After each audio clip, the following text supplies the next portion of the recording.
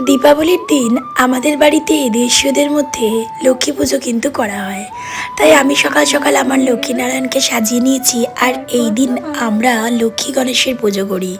4 হাতের লক্ষ্মী গণেশ আর সাথে কুবের মহারাজের পুজো আমরা করি।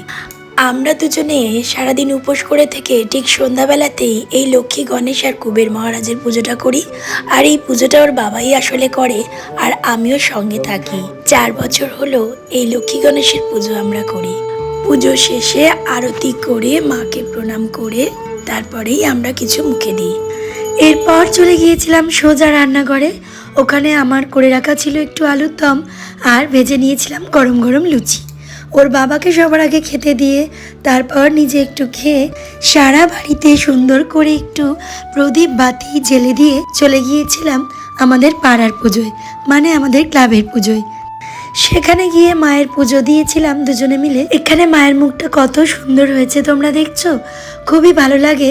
আর আমরা একসাথে সবাই মিলে এখানে একটু কিছুক্ষণ বসেছিলাম। তারপর সোজা পাড়ার কটা ঠাকুর দেখে সোজা চলে এসেছিলাম বাড়িতে এসে সপরিবারে ছেলেদেরকে নিয়ে ফটাকা বাজি পুড়িয়ে নিয়ে কালী পুজোর রাত এইভাবেই মানিয়েছিলাম আমরা। শুভ দীপাবলির শুভেচ্ছা সবাইকে জানাই।